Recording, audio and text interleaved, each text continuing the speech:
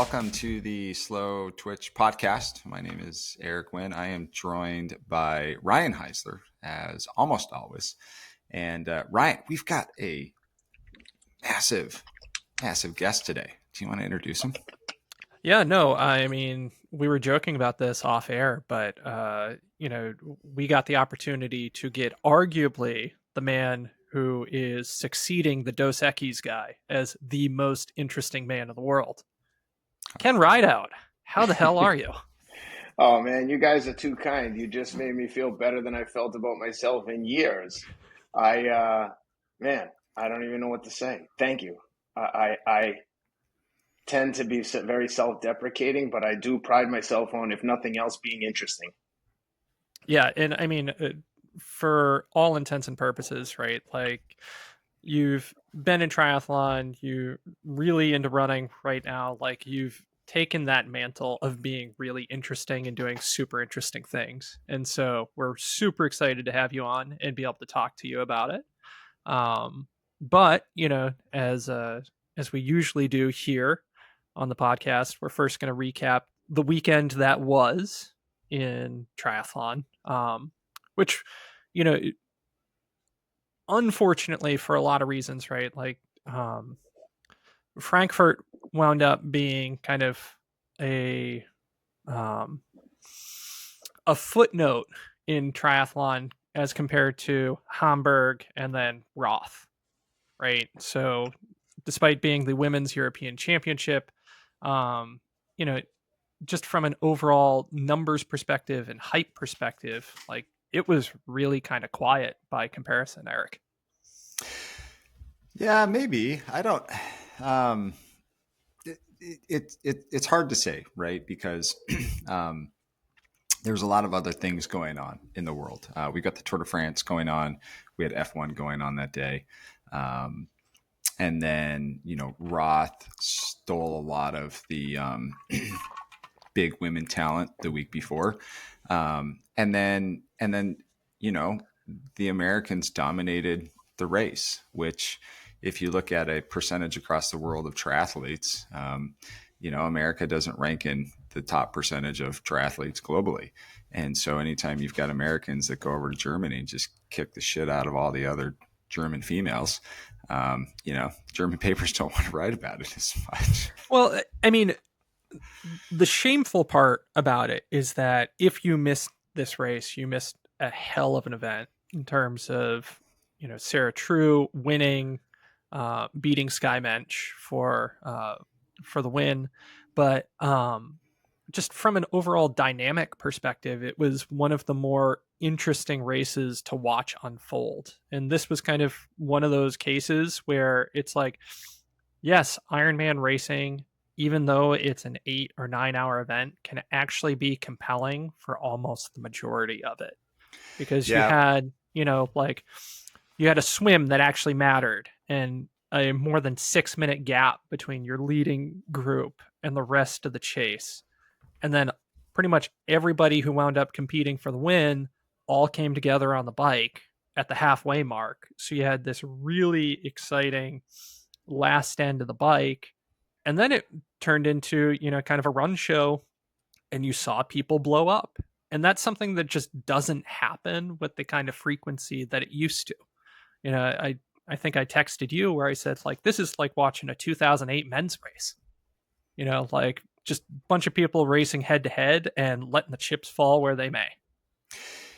Yeah, and what I felt like it illustrated is where women's racing is now going, because they're no longer lumped in with the slow age group men.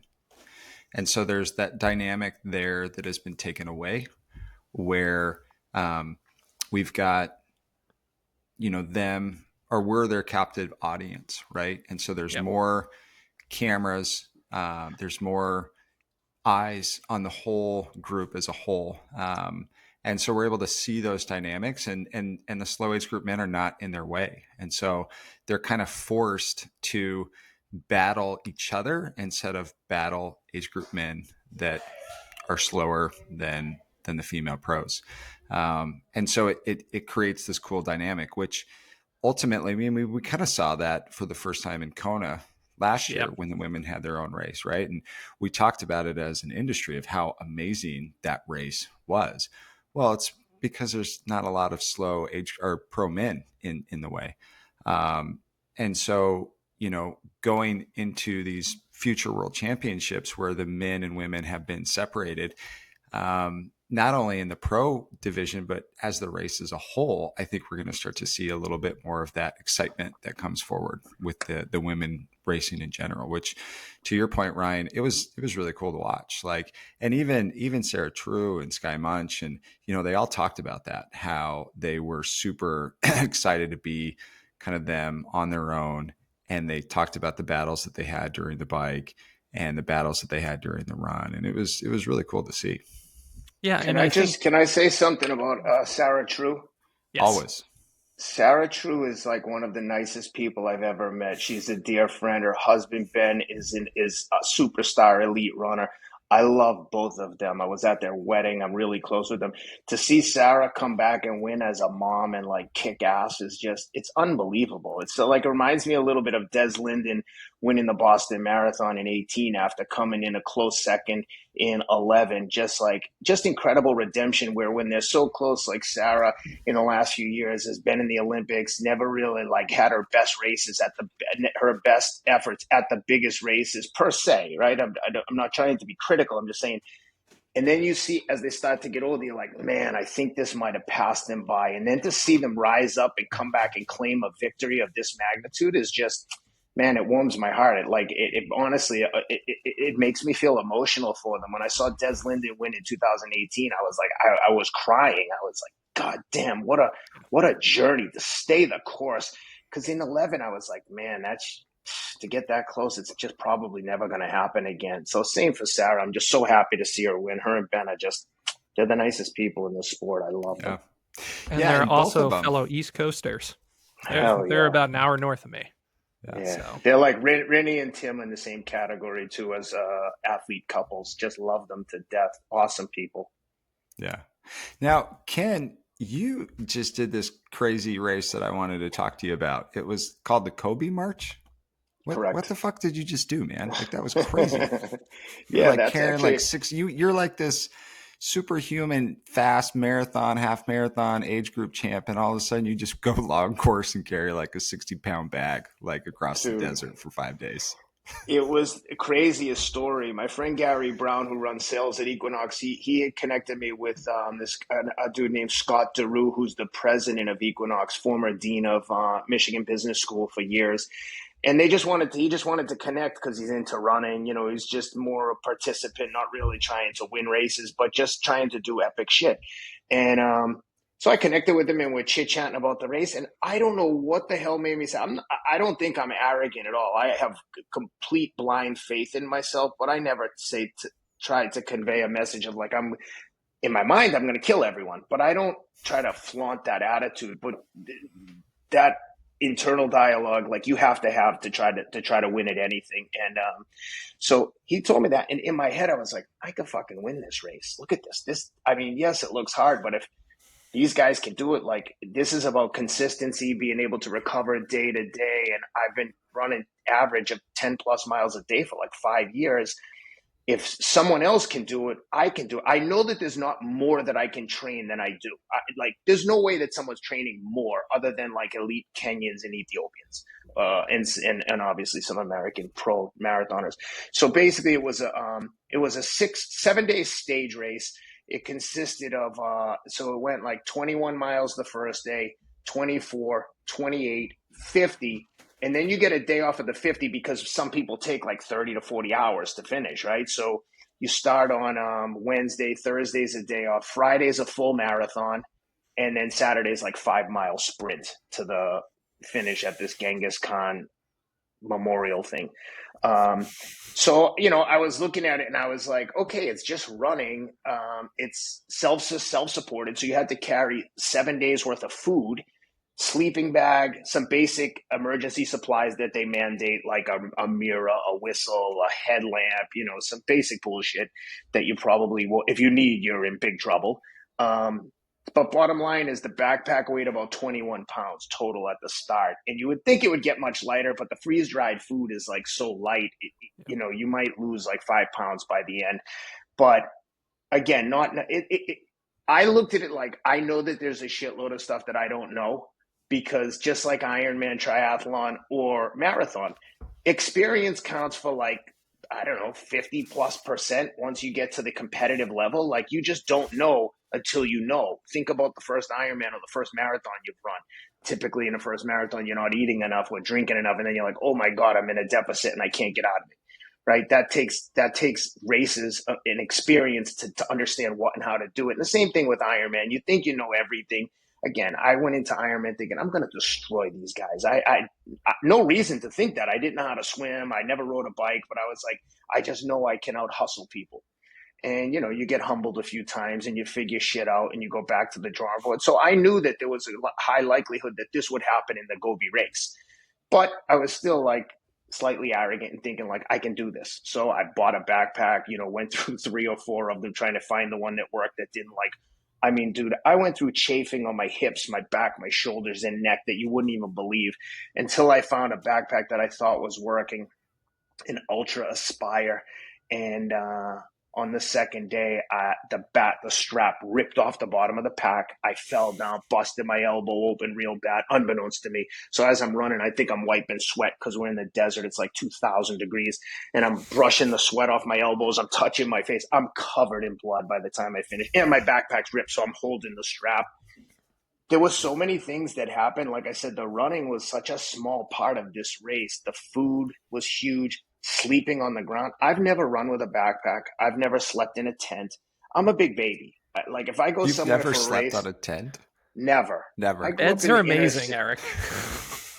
I grew up in the inner city in Boston. Like, we didn't go camping. When I got older, my wife teases me all the time because if we go somewhere, I'm like, I'm booking first class tickets. She's like, why do you have to be so fancy? I'm like, I spent my whole life in coach and shit motels. I don't want to do that anymore. If I can't do it the way I want to do it, I'm not trying to be a big shot. I just don't want to do it like that. I'd rather stay home. My house is nicer than that place in that case. I'm the same way with hotels, Ken. I don't like wall air conditioners. I'm not interested. Dude, it's like my one treat to myself. Like when I went to Tokyo, I stayed at the Ritz-Carlton. Again, I want to like say in advance, like, I'm not trying to be I don't need to show off. I'm not trying to be a braggart. I'm just saying, when I go there, I've got so much time and energy invested into this training. I want to be comfortable when I get to the race and not worry about the hotel being a dump, the beds being awful. So I stayed at the Ritz-Carlton for 8 days, and in Boston, I stayed at the Mandarin Oriental. It's like my treat to myself. Hey, you worked hard. All the work is done. The race is just a chance to show off. The race should be the easy part. The hard stuff's already been done. So had never done that. So I get a sleeping bag, I get a sleeping pad, and get over to Mongolia. And I had a one-man tent, but when we got there, the weather forecast was calling for torrential rain. And I didn't know anything. So I got a one-man tent that I could carry, like in hindsight, on a bike. Other people had these posh, like Mount Everest tents that they were sleeping in. And then there were communal tents that most people were in, like 3 to 5 people in a tent. So when I realized what I had done, I was like, oh my God. So I said to the organizer, hey, my tent poles got bent in transit. Is there any chance I can still get into a tent? She's like, yeah, there's a tent over there with 3 women in it. You can be in that one. I was like, done. So I was like, perfect. 3 women, so much better than 3 guys snoring and being gross. And 3 of the nicest women in the world, one a total international community. There was a woman from Ireland, Hong Kong, and Philippines. And we had an awesome arrangement. Everyone was cool with their setup. And first night we get there. So I get there. I only know the guy in passing, Scott, from email and phone. We get to Mongolia. I'm like, hey, good to meet you. So I know no one. It's very cliquey, much like triathlon or Ironman. Everyone kind of knows each other. So I'm kind of the outsider. And, a couple of them might have known who I was about with regards to marathoning. And I think that Well, I know this because one of the guys, the awesome dude called Killian Ryan from South Africa, Irish guy, told me after, he's like, yeah, these guys wanted to kill you. They were like, this marathon guy thinks he's going to come here and beat everyone. We're going to get him. We'll show him by day 3 or 4, we're going to destroy him. So I was like, cool, let's fucking, now I'm angry. And so the first night we get there, they drive us out to the desert and we sleep in the tent the first night before we start. And it First time fucking, ever. First time ever at a tent. And it's pouring. I mean, the fucking rain is drilling the tent to the point where I'm like, it's going to blow the tent away. It's like a monsoon. And, you know, like a 50-year-old man, I've got to wake up 3 times to pee in the middle of the night. And the girls were telling me, thank God. They were like, oh, yeah, we were in with a German guy and he would just get naked every day, he'd pee in his water bottle. It would stink. And I'm like, peed in his water bottle? How gross. I had one water bottle that I kept on my chest, like a bike bottle. As soon as I woke up, it was raining that hard. I was like, give me that bottle. It was so gross. I'm peeing in the bottle, rinsing it out in the morning, drinking out of it all day. It was like, you just get into this, like, almost like this special forces mentality. And during the days when it would get tough, I would remind myself that there are like real men out there that are doing this, only someone's trying to kill them. And if they make a mistake, they're going to die. And honestly, that would motivate me to be like, dude, suck it up. No one's going to punch you in the face. No one's going to choke you. Just keep moving. And that actually kept me going. So anyway, the first night I'm peeing in the bottle, I'm getting up. I'm literally like on the verge of tears. I'm like, what the fuck am I doing here? There's no getting out now. Too many people know I'm doing this, like sponsors, the whole 9 yards. And I'm like, oh, what the fuck? Me and my big mouth. So we take off the first day and there's 4 of us leading. And I'm running with a British kid who ended up dropping out. And I'm like, oh, what do you do for running? He's like, oh, I was a half marathon. I ran 107. I'm like, oh, for Christ's sakes, this guy's awesome. They're going to kill me. And there's an Israeli special forces guy, like a Mossad agent, and a Swiss mountaineer guy who's real good. So we're legging it, and we get to like 15 of 21 miles, and we just go up the side of like a mountain, like a ski slope. No trail, just like pink flags marking like up a field, but it's super steep.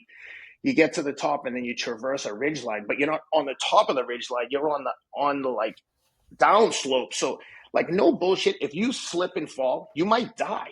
And I'm thinking, how did they get insurance for this? Like someone's going to get hurt.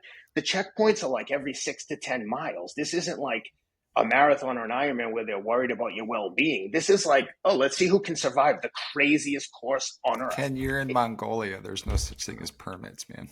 Dude, I was like, what do you guys do if someone gets hurt? Like, seriously, like, no bullshit. I go, do you send a chopper or something? Like, there are very few helicopters in Mongolia. Typically, we get them out of here with a camel.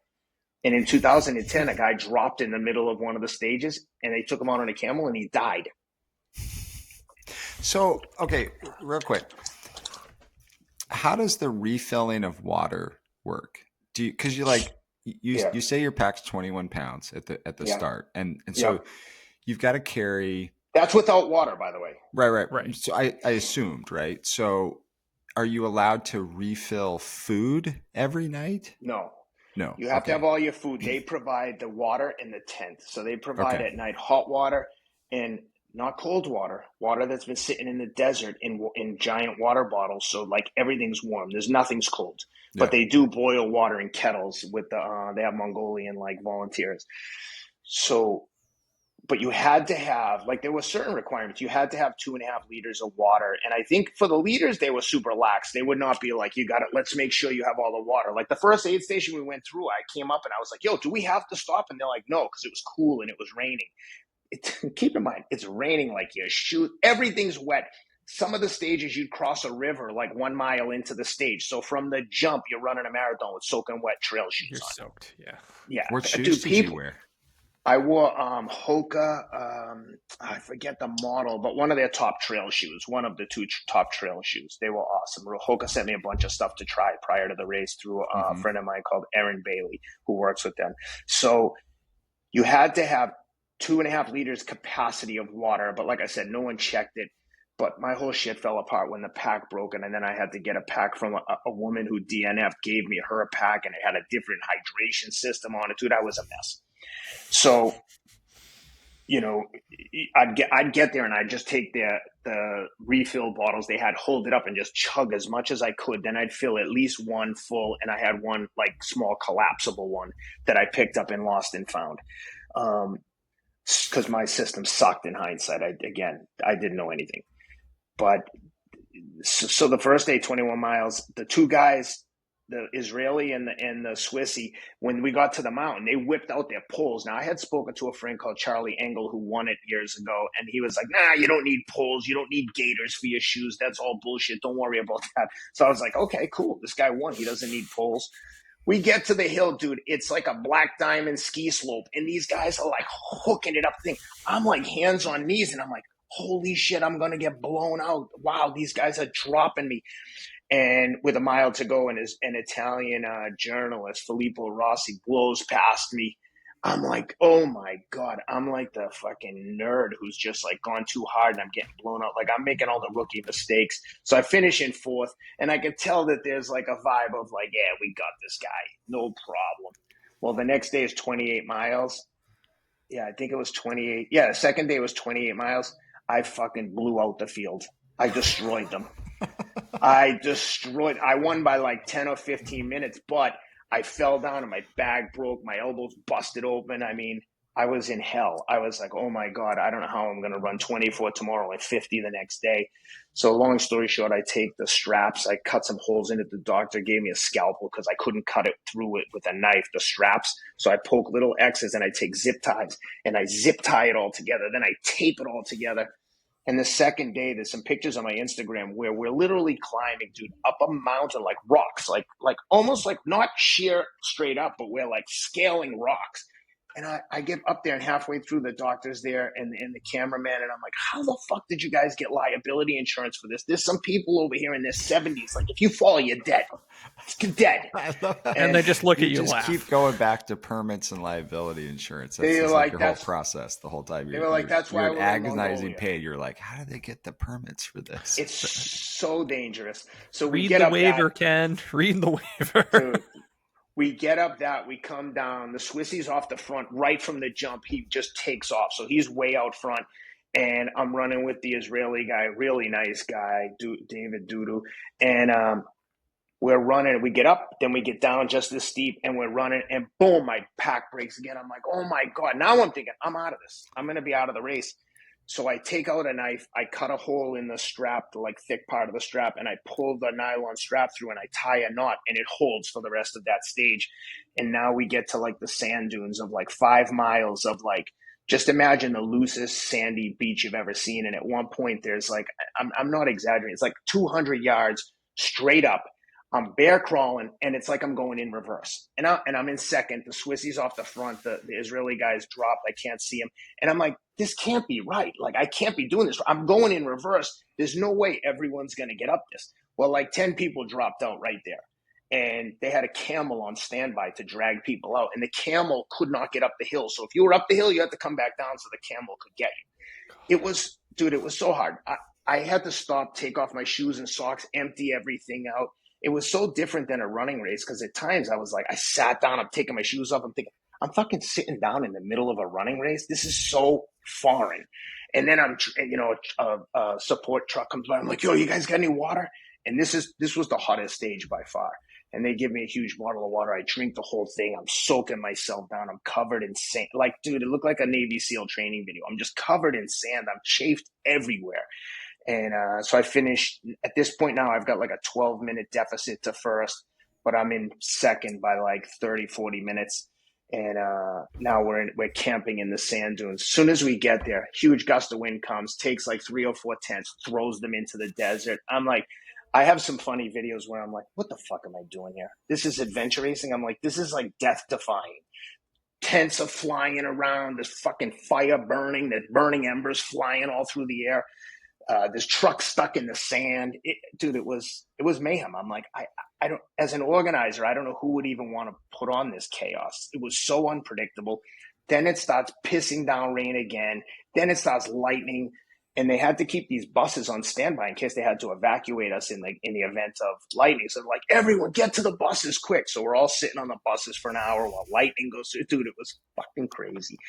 And then the next day is the 50-mile stage. And like I said, the first mile, you're right through a river waist deep. So you're soaked and you've got 50 miles to go. So I'm listening to music in one headphone just to keep my mind busy. And it's me, the Swissy, and the Israeli again off the front. And I don't know why I was listening to music. I was excited around 12, 15 miles. And I run over to the Israeli guy and I'm like, yo, Dudu. He's like, what's up? I'm like, dude, did I tell you I fucking never get tired? I could do this all day. I don't know what, like I usually wouldn't do something like this, but like within a mile, he was gone. He just started walking.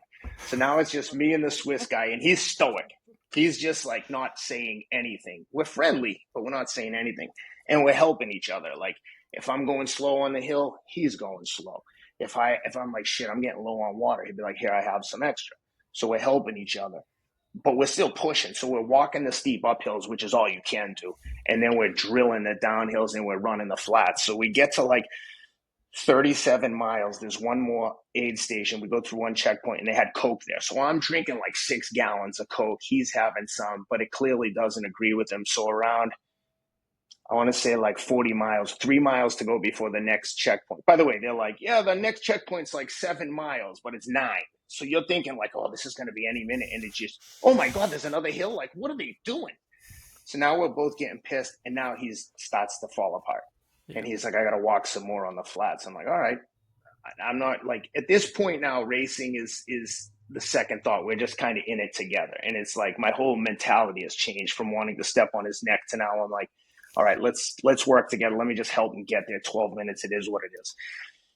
So then he's like, I got to sit down. I'm like, dude, you can't fucking sit down. We're in the desert. Like, you got to keep moving. Let's get to the next station. So he sits down. I'm covering him to like provide shade. I have water. I'm spraying water on him. I'm giving him water. I'm like, dude, we got to keep moving. Like at this point, I'm giving him a pep talk to stay alive. I'm like, brother, come on, man. You got a lot of shit to get home to. Don't sit here. Let's just get to the next one. And let's work. And he's like, all right, I'm trying. And I say, let me carry your pack. He wouldn't let me carry his pack. So eventually, thank God, a support truck comes by. And I'm just like, what the fuck are you guys doing, man? Someone's going to die out here. It's like 200 degrees. It's 3:00 in the afternoon. The aid stations are 9 miles apart. Like you can only carry so much water. So anyway, they take him and they're like, we got him, go. And he's like, go, go, go. He had been telling me to go the whole time, but I was like, dude, I can't leave you here alone. So he says, go. Dude, I ran my fastest 7 miles from 43 to 50. I was legging it. Even like looking at the splits, my wife was like, what the hell happened? You were moving like a turtle. And then all of a sudden you like turned on the jets. But, at least I felt good about the fact that I tried to help him. But I also felt good about the fact that now I had like a 90-minute lead on everyone and it was over. We had a marathon the next day with a day of rest. And I was like, it's over. There's no way. So that brings up kind of 2 interesting points. One, you hear kind of across adventure racings, like from the Barclay, right? The documentaries you watch every year, you hear about how people pair up or they work together for as long as they possibly can, right? Because there is that collective misery that you're all in and you're all trying to essentially achieve the same goal, right? And then the second component of it is don't piss Ken Rideout off, because when you get pissed off, like you are going to step on some throats. And I'm going to win without trying. And I mean, just it speaks to, right, just that mentality shift of being able to really set super high goals for yourself and being able to achieve them, right? And some of that motivation sometimes, you manage to take occasionally negative energy, right? Like being angry for whatever reason, right? And you're able to have that really positive outlet of, you know what, like I am going to do this and this is how. Yeah, I think it's important to recognize, though, when you're angry, not to let that make you make stupid decisions. My youngest son is, I have 4 kids. They all signed up for jiu-jitsu. Only one stuck with it. I'm not an irrational mental sports dad who thinks his kids are superstars, but my youngest kid, who's 7, is legitimately a like very competitive jiu-jitsu player. And, when it's so much fun to take them into coaching because they're so young. They don't know anything about mentality, about attitude. And he's so cool and calm. He's got his He's, at his insistence, got his head shaved, bald on both sides with a mohawk. He's just like that kid who, when you come in, you're like, oh, this fucking punk. I hope my kid's not matched up with him. He's super kind and nice, but when it comes time to roll and spar, he's just a killer. He's just innately tough. And like I said, I have 4. One of them got it and 3 didn't. But one of the things that we talk about all the time is he gets very angry and frustrated. Sometimes he'll get in the car after training and he'll start crying when we get in the car, and he'll be like, the guy in the first 10 minutes, the guy hurt my arm when he had my arm pinched and he knew he did it.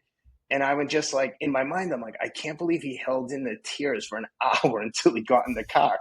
But we had this talk the other day about getting angry. I said, dude, never, ever get angry. Because when you get angry, you do things that aren't smart. You have to just absorb those feelings and channel that in a way that's like, okay, be very conscious of the fact that I'm not doing this out of anger. You can be angry, but don't make decisions based on your emotions. Your emotions are fleeting. The reality is all that matters. You have to recognize and separate the difference between emotions and like reality. Your emotions tell you all the time, oh shit, I'm scared. You're on like a high diving board at a country club and you're like, holy shit, this is high. You have to like block that out and be like, all right, no one's going to die jumping off the diving board. But these are like, it's like the difference between the coward and the hero is everybody feels the same exact emotions. It's just, how do you react under that duress?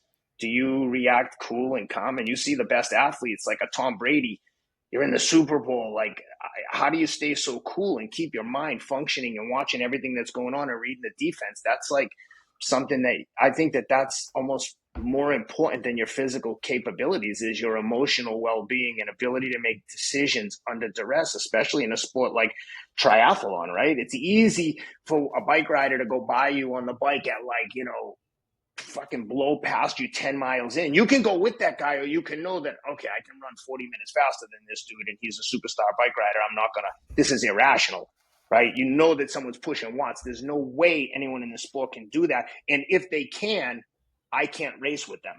I would talk to Norman Stadler about this, and I was like, what would you do if you were pushing crazy watts and someone went past you like a bat out of hell? He's like, look, at some point you have to realize I can't race that guy. If that's what that guy has, doesn't seem normal, but I can't stay with that. And 9 times out of 10, they're coming back. So it's the same thing with fighting or running. It's like you have to know what your capabilities are and what you can respond to and what you can't. And there's also another big difference between trying to finish and be competitive versus trying to win. Sometimes if you're trying to win and someone goes by you that you know can run, you have to stay with them, because if you give them 20 minutes on the bike, you ain't catching them even if they're having a bad day. So there's a lot of things that go into it, and controlling your emotions is a huge part of any sport, especially one that's long like a triathlon or a marathon. Yeah. Ken, talk to us a little bit about your rest day. Just kind of getting back to the Gobi March and then wrapping that up. But so what did you guys do on your rest day? Did it rain? At Gobi, yeah, it rained a little bit, but it didn't even matter. It was so hot there. Anytime it rained, it was a nice excuse to like lay my clothes out and let them get washed off, because they didn't want you using the water to take showers or wash your clothes, because it wasn't limited, but they were also like, listen, don't waste the water we don't want you washing your clothes and shit. But it's kind of like they give you all these rules, but they don't really enforce them. So it's like the people that aren't afraid to beg for forgiveness versus ask for permission kind of get away with a lot of shit. And, I don't want to be a rule breaker, but at the same time, I'm like, guys, 7 days, same clothes. So like a few days we were next to a river, so I'd take them in the river, I'd wash them out. I had these little soap strip things that I took with me, and little like towelettes that when you add water, they get big. Camping people will know all this shit exists. Mm-hmm. All of this was new to me. So I had these little things. I'd like go behind the tent, and dude, there was no like humility. Like people were just naked everywhere. Like people were just handling their business. So I just go behind the tent, pull my pants down, wash everything as quickly as I could, try to every day, and rinse my clothes out. The problem is if it was raining, dry in the clothes. So some days they'd be wet in the morning. But like I said, there were so many river crossings, it really didn't matter. You were wet all the time. But here's the other thing is, because I run so much, my feet were like, yeah, okay, I got a couple little blisters here and there, but nothing crazy. At one point after the 50 miler, my feet got so swollen. I was like, holy shit, am I doing damage to my feet? And they were just completely numb. But dude, some people's feet, man, it looked like they walked on fucking hot coals. There was no skin left on the bottom. I was looking at them like, have you never run? This is like a person who like never ran ever and just ran 26 miles in brand new shoes. I mean, feet were destroyed. To their credit, man, so many people were out there on like broken, look like they had broken ankles, no skin on their feet, and they were walking every day and finished. I mean, there was some real resilience out there, and real sense of how many camaraderie. people in total participated in the event? I think 120 people started and maybe like 90 finished. Wow, that's maybe impressive. more. I wouldn't think it was right? that high of a Dude, there was a finish rate. Japanese kid who did the entire race in those wooden Japanese flip flops with a piece of wood that stuck like two. He had an eggplant suit on, and he was a chef. And eggplant, I guess in Japanese, is good luck. I go, you do know what an eggplant emoji in U.S. stands for, right? And he was like, haha, yeah, I know. It was so funny. But it was so your last day, you went, you won. What was it like at the finish line? Did they like tell me about like the food that you ate? Because obviously, like, I mean, did they feed you at that point? Yeah, well, the next to the last day was an interesting day because it was a full marathon, and we start out and it's pissing down rain. I got some awesome videos of like stampeding horses running in front of us. Like I'm talking like arm's length, where I'm like, holy shit! If these things make a turn, we're gonna get stampeded. And me and the Swiss kid had just blow everyone off the front. We're just steamrolling, and we go across like a bunch of plains, and then we go up through some crazy mountains. Looked exactly like Switzerland, like through a valley, up and over a mountain range, and then down. We're together the whole time. We're walking up, and then on the technical descent, he's super proficient on the ascents and descents. So he just takes off and like drops me, puts like maybe a minute on me, runs right through the aid station. I'm like, oh, this son of a bitch. We've been working together. He was trying to catch fourth. He was down like 40 minutes, but I was like, oh, hell no. Dude, we had a drag race. We ran like, I want to say a 3:30 or a 3:40 for a marathon with a mountain crossing and not one single bit on trails or roads, all through like pastures. And that final thing was a river crossing like 100 yards across, waist deep, like rushing water with a rope to hold on. But it was so gratifying finishing. So he beat me by like a minute 20 maybe, but now I had like 90 minutes on second, and he was 17 minutes out of fourth. But yeah, and then the last day was 5 miles, and I was like, dude, I'm totally drained. The last thing I want to do is run hard. So I'm warming up like I'm going to do a 10K race, and people are hanging out. Everyone's having fun. And my friend Killian, the Irish guy, is like, yo, you're going to go all out on this? You could walk and win. I'm like, kind of like the Tour de France. I'm like, I feel like I have to honor the leader's jersey by going as hard as I can. Like I can't, I can't justify in my mind. At the start, man. I always do. I know. I started doing that, by the way. It gets in their head. Well, there's a difference between shadow boxing and when someone's shadow boxing, you're like, holy shit, that guy actually looks like he knows what he's doing. Yeah. And I was like, I can't justify giving anyone a free pass. You know, when Lance let, who did he let win? Pantani? And the guy was like pissed when Lance said he let him win on a mountain stage when Lance had the yellow jersey. I forget which stage it was, but there was something like that. And I was like, I have to give my best effort. We start running, dude, and my heart rate goes through the roof because I haven't run fast since we started. And now it's only like 5 miles, and it's up and over a little hill. I mean, a big hill, and then down and then through the village and then into this monastery. And when we get down into the village, the Swiss guy falls off, and I just put the hammer down and just run as fast as I can. I think I ran it wasn't in hindsight blazingly fast. It was like 7-minute miles. I think I ran, or maybe just under, something like that. Like I think I ran 31:30. And you just come into this beautiful monastery, and there's monks, and it's like just so much history. And it's the country was absolutely stunning. It looked nothing like what I expected. It was absolutely gorgeous. Mountains, sand dunes, desert, green pastures, tons of like sheep, cows, horses, huge eagles. And I come into the monastery leading the way. There's a huge crowd there, music. It was euphoric, man. I was like it was very emotional for me just because I was like, I can't believe I did this. Like, I sent a text to my friend Rich Roll, and I was like, yo, I'm thinking about doing this Gobi race. You know, what do you know? And he's like, dude, be careful. That race has claimed many an ultra athlete. Someone actually died there. I told him this after the fact. I said, all I heard was, be careful. This race is too hard for you, and you might get hurt at this. And I was like, oh, really? Oh, fuck. I swear it lit a fire under my ass. And that's when he sent that text, that's when I signed up. And another friend of mine called James Davies, who runs, he's the CEO at Deutsche in New York and has done a bunch of ultra races. He had said to me, like, dude, if you could be in the top 5 in that race, that would be so impressive. And I remember saying to him, like, top 5, dude, if I don't fucking win, I'll be so pissed. And he's like, dude, you got to like meet your expectations. And I was like, oh, really? I just like, I don't know. I know it sounds irrational to most people, but in my mind, I was like, how dare you say I can't do this? And that shit fueled me. I thought about it every single day. I'm like, I'm going to show these fucking guys. And so when I finished, it was all those emotions. And then I had, missing my kids terribly. All I could think about was my kids. I'm like, if I'm going to spend a week away from my children and my wife, like the least I can do is empty the tank and try to get a win. So on one hand, I'm like, yeah, of course I won. And on the other hand, I'm like, I can't fucking believe I won this, just because there was so many unknowns, and it was awesome. It was the best feeling I've ever had from winning anything. That literally ranks number 1 for you. Oh, by miles. Wow. Nothing else is even close, because I didn't know what I was doing. It was like completely out of my comfort zone. Like the whole sleeping in the tent thing, that might have been the hardest part. Dude, the night after the 50-mile stage, I was taking caffeinated noon hydration tablet things just because I picked them up from someone who dropped out. I had so much caffeine, I slept 2 hours the whole night. The next night, I slept 3 hours. I couldn't get my sleep right. It was, I'd wake up like, there's no way I can finish. I've only slept 5 hours in 2 days, and I've been running like myself ragged.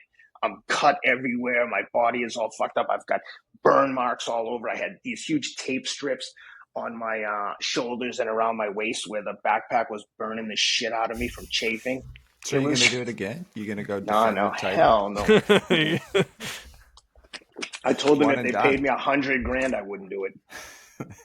It was awful.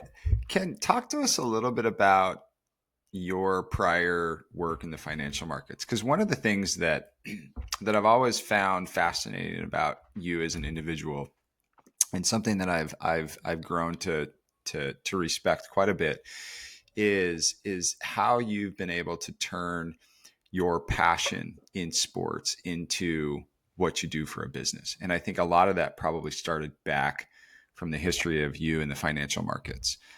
So what I kind of want to talk about is I want to get the readers that don't know you a little bit of background about your work, when you left, and how that has affected how you do business now. Yeah, no, that's a great question. And I think that's an important piece of this puzzle, or at least important part of my story. When I graduated from college, I got a job immediately in pharmaceutical sales, and I specifically picked the route in New York City. Now, keep in mind, at that time in like '96, I was making like $36,000. My rent alone took up like 90% of my take-home pay. I had some student loans. I knew going there, I'm like, I can't afford to do this. But I had some credit cards, and to this day, I don't know why. I'm not like a super risky person, but I knew that I didn't have the money to do this, but I thought, I'll figure it out. What's the worst thing that can happen? I was living in a 5th-story walk-up doing this job. I fucking hated this job, and there was no accountability. You're basically like, it was the like first version I ever experienced of work from home. You would check in with a phone on a pay phone back in those days. We didn't even have cell phones. And you'd go see doctors all day and get signatures, drop off samples. It was the biggest bullshit under the sun. And I was terrible at it, but I had I realized quickly I had a few good relationships with doctors that made up the majority of the sales quotas. So when I tell you I'd work like an hour a day, that would be a stretch. It was, but it only lasted like 6 months, and I was working out at a gym in New York called the Vertical Club. It was like, in hindsight, it was like this flashy neon 1980s style gym, but it was like the hot gym on the Upper East Side. And I saw all these young guys working in finance, and I was literally like, these guys are dopes. They're making crazy money working in finance. I got to get in on this. And it's crazy story. I was playing in a men's hockey league in Chelsea Piers, and a dude that was on my team was a French Canadian kid called Mike Peltier, and he was working on a commodities brokerage desk. They were brokering trades between institutions, so they were like institutional brokers. So they were doing these big ticket trades, making huge money. And he was like, "Hey, we need an assistant. Do you want to come and do this?" And I was like, I dropped everything. I'm like, I'm in. And let's say I was making $40,000 then. Within this is like, again, in that 97, maybe 98, it wasn't like this warm and fuzzy environment we have now in office settings where like HR is ever present. This was like the jungle. It was like a locker room. There was hazing. But I mean, I'm boxing for the New York Athletic Club. I played hockey. Like, I wasn't a pushover by any means, but these guys were hazing me mercilessly. And I was like, motherfucker, I don't get bullied. I just can't let someone treat me like this. And at one point, it just kept growing and growing. A guy threw a dry eraser at me one day, and I just fucking slapped him so hard in the face, almost like knocked him out. And they were like, long story short, they were like, "You're fired." And this is how naive I was. I didn't even know that there were other people doing what we did. I didn't know we had competitors. And within a day, I get a call from the head trader at Enron, which at the time was like the Gordon Gekko of the market. They were like a behemoth, and this guy was the top guy.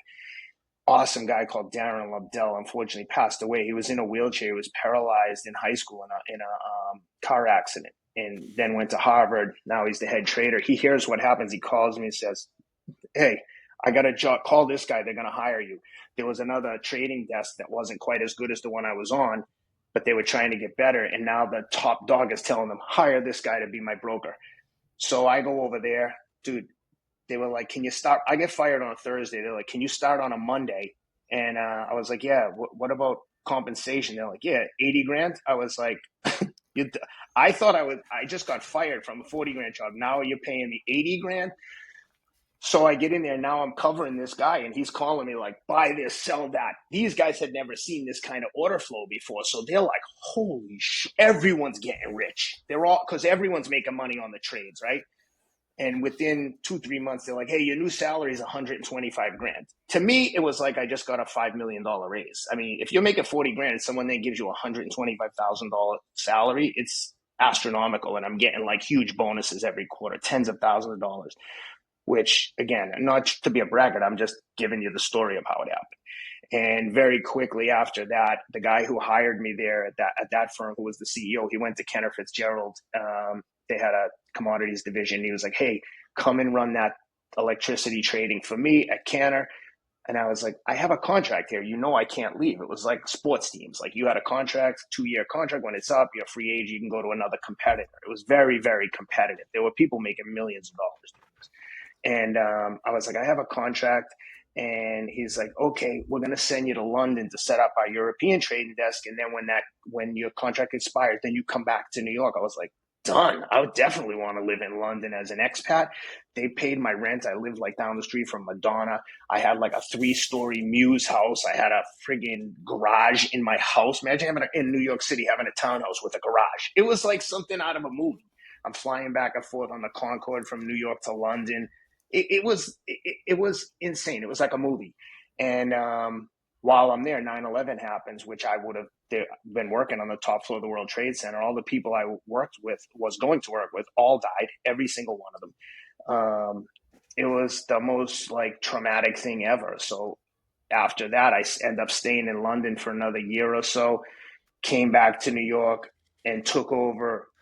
And at that same time, Enron went bust. The whole thing blew up. And they asked me to come back and take over the credit derivative business, which was super complex fixed income, credit correlation, like really complex financial instruments that ended up causing the financial crisis in around 2008. So they were like, "Hey, this is like 2003 or 4. And they were like, "Take over this business." And I'm like, "Dude, I didn't even know anything about commodities. What do I know about credit?" And, it was like one of those things where you just fake it till you make it. And so after electricity blew up with Enron, I had to like basically reinvent myself. They like cut my salary to like 100 grand. It was it was so merciless. It was just like, and then I just started like jamming, and thank God I hooked up with a couple of really cool clients, and things started to accelerate quickly. And I was off to the races, doing better than I was in commodities. And the whole time knowing that being an institutional broker is an excellent job and you can make money, but it's not really, for me, it wasn't like a real career. Like, there wasn't a lot of longevity. You would live and die with your relationships. 2 of your top customers get moved to a different division, or they move on, and you're like out of business. Like, the other guys just take over. And it was so ruthless. there was nothing nice going on there. There was no sense of camaraderie. I mean, I had some good friends there, but it was ruthless. And I so at some point, a friend of mine went to a bank and offered me a job to come run sales on this at a bank trading desk, which was like a step up in the food chain. If like allocators, like the BlackRocks, PIMCOs, sovereign wealth funds are the top of the food chain, like the banks in the middle, and then the interdealer brokers are on the bottom. That has nothing to do with compensation. It might actually be flipped, but in terms of prestige and longevity and career path, that's the pecking order. So now I had a chance to get onto a bank trading desk without going through the analyst program, without going to having an MBA or a CFA. It was like too good to be true, but I took like, I don't know, 70% pay cut to do it because I figured in terms of my long-term career prospects, this would be a better decision. So I did that, and within 12 months, the financial crisis hits, and boom, we're all shit out of luck. Basically, we're all about to get fired. I go back to like the broker side brokering corporate bond trades, and then luckily link up with Credit Agricole selling fixed income on another bank desk, which was miraculous that someone was willing to give me a chance. I mean, people would laugh me out of interviews from my resume. Sociology degree from Framingham State, a bunch of brokering experience meant nothing. There wasn't like nothing on there said like academic or professional pedigree. It was just like, do you believe in this dude as a hustler and can survive? And to his credit, this dude, Andy Schaefer at Credit Agricole, was like, I went to the interview, I had on Shamrock cufflinks and a Rolex watch. And he said, what says more about you, the cufflinks or the watch? I said, well, the watch says that I'm insecure and I want you to know that I've had some success and was able to spend a lot of money on a watch. And the cufflinks tell you a little bit about where I'm from. So I probably identify more with the cufflinks, and the watch can be equally a source of embarrassment and pride. Although I do love the watch, I recognize that it stems from deep insecurity and a need to validate myself to others. And he's like, can you start Monday? And they were interviewed like 20 people. And the other people in the business were like, what the fuck? We didn't even have a say in this. What about these other guys that have worked this guy worked at Goldman Sachs? He's like, I don't care. This kid will out hustle anyone. And dude, for 2 years, I was like one of the top paid sales guys there, top producers. I just hustled. I had good relationships. And like I said, I know I'm not good at a lot of things, but when it comes to being interesting and building relationships and rapport with customers that I really liked, I was good. And by the same token, the people that didn't like me really didn't like me. I realized I could be polarizing. But so I had a good run there. And then eventually I joined a tech startup with my friend Amar Kuchinard, and we were basically doing an electronic version of what I was doing. And I said, I'll come and run sales, but I want to go to the West Coast and cover like the PIMCO, the Western Asset Management, all the West Coast customers. And I want to live in LA just because I want to live in LA. We had just had our fourth child. This was in 2015. In 2010, we adopted my daughter from Ethiopia, and then subsequently had 3 biological boys. So I have 4 kids. So I have 4 young kids. The new one is just born. We sell our house, move to LA, which is outrageously expensive. We're living in this crazy house we can't afford in the Pacific Palisades at a new job that probably isn't going to work. In hindsight, I can't believe I did it. But you know that expression, like if you're waiting for the timing to be just right, you're going to be waiting forever. It's never going to be right. You have to make the time right. And I don't want to sound like hyperbolic or a cliche, but I just decided, fuck it. I only have one life. If I don't do this right now, I may never do this. Just like moving to London. It's like the best experiences I've ever had in my life were while I was living in London. Yes, I made a lot of money, but I couldn't tell you what I spent it all on. But I can tell you every single thing that I did, like renting a house in Verbier, Switzerland for a ski season, Saint Jean Cap Ferrat in the summer, for South of France in the summer. Like it was just mesmerizing. So we moved to LA. I don't sleep for like 6 months because I'm afraid I'm going to go broke. I've got 4 little babies, and my wife is just blind faith in me, trusting that it's going to work. And sure enough, the electronic business doesn't work. And I had been riding. Everything good in my life has come from endurance sports. Everything. I'm riding my bike in the Pacific Palisades, which is the most epic training place in the world. Malibu, Pacific Palisades, the most epic bike training place in the world. I don't care what anyone else says. I've been to Europe. I've been to a bunch of places to train. If you want to be like in touch with society and not off the grid and train in world-class like conditions, I mean, there's a reason Chris Froome and Garrett Thomas and Cam Worth live and train there in the off season. It is insane.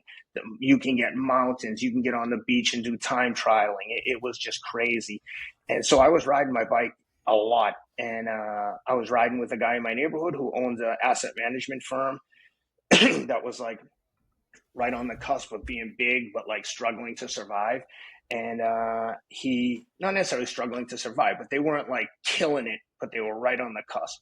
And I convinced him to hire me as the head of business development, raising capital for him to manage from institutional allocators like sovereign wealth funds, pensions, endowments. And to his credit, he was like, listen, we're friends, man. You don't have any experience. Like, if this doesn't work, it's going to be a nightmare. And I said, listen, no one has experience until they do it. And I'll do it for free for 3 months. And if it doesn't work, we're both going to know. If I can't get anything done in 3 months, he's like, dude, it takes a year sometimes to get people in the door. I said, we'll know in 3 months. After like 3 weeks, he was like, this is working. Let's do it. You're hired. And we went from, let's say, 2 billion in assets under management to 5 billion in 2 years. I raised their first 3 discretionary funds. For people in finance, they'll appreciate this. Like, raising a discretionary fund for a first-time manager is super hard. You've got to get institutions like a pension fund, an endowment, a foundation to give you tens of millions of dollars when you haven't done this before and take a bet on you and then pay you, huge fees. So we raised a $35 million fund from some super prominent allocators and doubled the money in like 26 months. And then we raised the second fund. And at some point, to my buddy Jack McDowell's credit, who was the founder and CIO there, he's like, you're wasting your time here, Ken. You should be doing this on your own and living the life you want. He's like, you could do this as a freelance placement agent. Again, I'm so naive with everything. I didn't even know this job existed. And I hooked up with a guy named David Sinclair in Boston who wrote a book called Lifespan about longevity and anti-aging practices and therapeutics, and became like a huge bestseller. And he was starting a company called Life Biosciences and basically hired me on a handshake to raise some money for him. And we raised $50 million from a bunch of like world-class allocators. And from there, it was like I'd get calls now every week of people asking me to help them. But it's such a huge commitment. It's like, it sounds crazy, but I have the luxury now of saying yes or no. Yes to only the ones that I know or I believe strongly that we can succeed at, and saying no to the ones that I think are long shots. But it's an incredible responsibility because it's like taking a full-time job there, because it's like, it's super hard to do, which is why people would pay someone else to help them. But also huge responsibility, because if you put people into these investments and they don't work out, that's a very hard call to make to someone, to tell them, dude, we lost our money on that one, which luckily has only happened once out of like 10 or 20 deals so far, knock on wood. But so that's what I've been doing, is doing that as a freelancer. And then, like I said, the running and the endurance sports has been like the greatest gift ever. Like, it's like the universe rewarded me for just working hard and believing in myself. It was never my goal to make noise as a runner. I've said this before in previous interviews. I was like, I'm sorry if I'm rambling. Feel free to jump in at any point. You're good, man. You're being yourself. Okay. We like it. All right. I was an active drug addict for about 10 years in the time when I went to London and then came back from London, taking opioids on a daily basis, 24/7, just living a constantly high on drugs. It's kind of like, you get to the point where you're taking drugs no longer to get high, but just to avoid being sick. And, when someone is going through withdrawals from opioids or heroin, the withdrawals are so severe. It's like, I tell people, it's like having the worst flu you've ever had in your life. It comes on instantly and it's going to last for about 10 days, but you can stop it whenever you want by just taking some more. So you get to the point where you're just maintaining, and every week, it's like what I said earlier.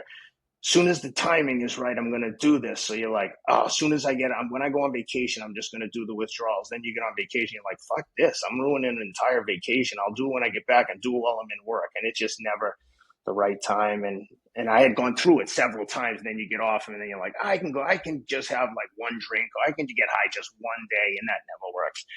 And then eventually, right before we adopted my daughter, I just like went through it again and was like, I'm done with this. And that was the end. But man, I tell people, when you see someone that's gone through opioid addiction and come out on the other side, it's as shocking to me as when you see someone who's a huge fatso and then you see them and they're ripped and they got abs and you're like, holy shit, dude, you did it. That to me is how rare and hard this is. The amount of people I know that have died or gone to prison from their addiction to these drugs, they're so addictive. And look, I make no excuses. I'm filled with like self-loathing at what I've done to myself. It changed me forever. I used to be such a happy, positive dude, and now I struggle with dark thoughts all the time. And the only thing that has ever kept me grounded and on like the right path has been running. It's just my commitment to myself. And so when I started running the 10 miles a day, so I was doing triathlon. And by the time we were in LA and I had all the kids, I was like, I don't have time to do this all the time. Like, I just, it's selfish. I can't do a 5-hour ride on Saturday. And the only way I can be competitive the way I want to be competitive is to flog myself on the weekends and just, put in more training than everyone else. So I was just like, I just can't do it. So maybe I'll just try running. So I was just running 10 miles a day with no real goals. I'd enter races. I kept getting faster. And then probably in 18 or 19, I was like, damn, I bet I could run a 2:30 marathon if I really try. And I ran LA in 2:40 in like March. That December, I ran 2:33 in Tucson. And then a year or so later, I ran 2:28 in Sacramento. And then I decided I'll run all the major marathons, see if I can win my age group when I turn 50. And I won 3 and got second in 3. So that's kind of how the running came about. And I think one of the things that's important here, right, is like I think a lot of times people try to, get this idea of quote unquote balance when it comes to triathlon and everything else, right? Like I took 4 years completely away from triathlon. Like I'm just trying to come back right now. And part of that is because, having young kids and like recognizing that your priorities shift a little bit and you want to be present, but you also still want to be active and true to yourself. And it's like, you have to find those things and those outlets that really work super well for you. And so for you, like you couldn't like in triathlon, like you were what, 9-hour, 10-hour guy? Like you were quick. I did in Wisconsin in like 15. I came in 6th or 7th overall, 9:36, and then I went to Kona, did 9:39, which for me that was super happy. But I always knew I could go under 9. I just ran out of time. But part of that, right, is recognizing like, okay, I could do those things, but I have other things that are really important in my life. Yes, and it's exactly. okay to focus on those other things, right? Like, yeah.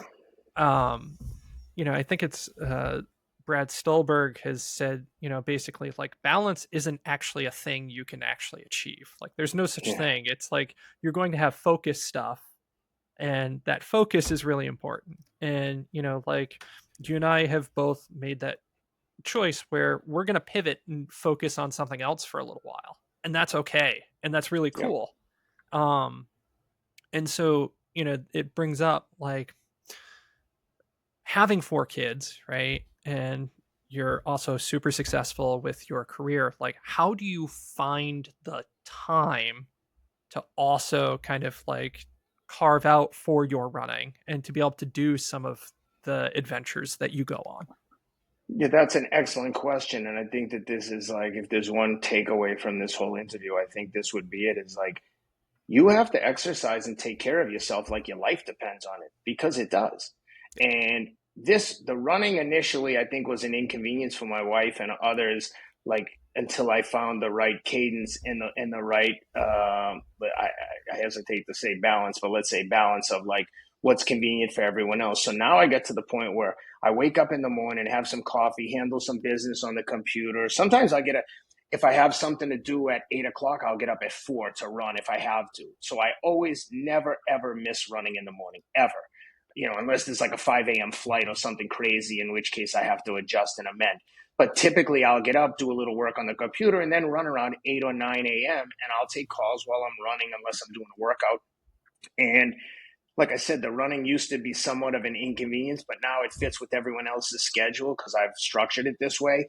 But it's also now, especially after the Gobi race, has become a huge source of pride for my wife and my children. My wife's never posted anything about my running on her Facebook or Instagram. She's just not that type of person. We're very, I don't know, reserved. She's the last thing she would be considered as a braggart.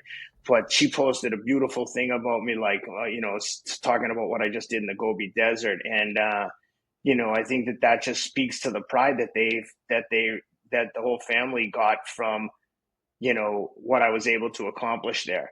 And, yeah, the attention since that Gobi race has been just incredible, and I think my children have really enjoyed it, and so it's gone from this thing that was sometimes an inconvenience to now a huge source of pride, and it's provided inspiration for the children. Like they've really like latched onto this and been like, "Dad, way to go! We're so proud of you!" Like there were signs all over the house, and I've won a lot of races in the past and done some like cool shit, but never got the kind of reception or attention that I've received for this for that Gobi race. So, finding the right balance and setting your priorities. Like to me, it has to get done. If I don't do it, I'm not the best version of myself, which even the best version of myself sometimes isn't great. But to give my best, I have to like make sure that I've taken care of something for myself. And at the end of the day, the running that I do an average of 10 miles a day, let's say on the long end, it's an hour and 20 minutes, but it's typically an hour and 10 to an hour and 15 minutes. And we're done. And you think about what other people do, and then I'll lift weights for like 30, 40 minutes before dinner, but that's not inconveniencing anyone while my wife is doing her thing. I'll just slip down there and bang out some weights just to keep my like body from getting too skinny. But yeah, that's just my priority. It just works for me, but you know, And I think, also talking about how the kids really kind of got into it this time, right? Like part of that is as, your kids grow up and they start doing their own things, right? Like they start to recognize the accomplishments that others might have and might be inspired by it, right? Like, so my yeah, daughter, she's ski races, she swims, but she also like she recognizes triathlon now. Like she's been going to yeah, it since she was, like fit in my arm, but like it's really kind of this year where she's starting to get some of it where it clicks together of, oh my god, like this is a big thing. This is something to be interested in. And she's, done a sprint try, like a youth try the last couple of years, right? So it's cool to see it through their lens because it also kind of brings yourself back to it. And it's like, oh, I've got this opportunity um to be able to share something like this and keep them included in it.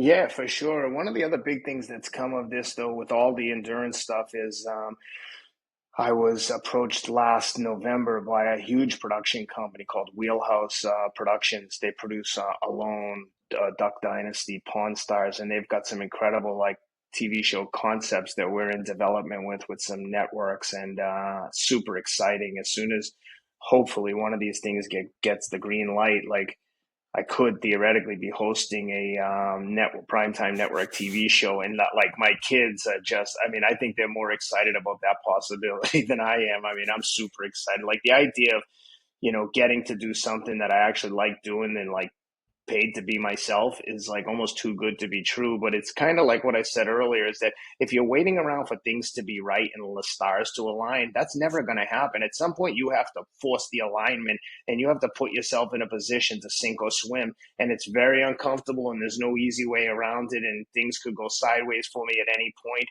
But I believe in myself and I'd rather die on my feet than live on my knees and be slave to corporation or a paycheck, and that isn't right for everyone. I know that, and sometimes I question whether it's right for me. But when I look back, if I died tomorrow, I'd be like, man, I've had an interesting, fun-filled life. I've seen a lot of stuff and done a lot of cool things. And yes, it would be nice to be have a gazillion dollars in the bank, but I have what most super wealthy people don't have, and that's enough. I have enough for what I need, and most importantly, I have a house filled with love and kids that are like really nice kids, and they're nice to other people, and we love each other, and that's something that when I was a child, that's all I wanted was a house that was filled with love and was like a balanced, warm, loving place to be, and that's what I have, and I'm just so incredibly happy. The fact that guys like you and Slowtwitch wants to talk to me, it's like a dream come true. Like, I can't believe this shit's happening to me, and I don't know, I'm overwhelmed with gratitude. I'm so happy, I'm so appreciative. Well, Ken, we're super appreciative of you taking the time joining us here. Um, on that note, we're going to wrap up this week's episode of the Slowtwitch podcast. Ken, again, really appreciate you coming on, sharing a little bit of your story, and hopefully we'll get to catch up with you again down the road. Oh, thank you guys, man. I appreciate it. To the triathlon community, I love you all. Thank you for giving me my start in endurance sports. Maybe someday I'll come back and give everyone a chance to kick the shit out of me. Thanks, Ken. Thanks, guys. Appreciate the time.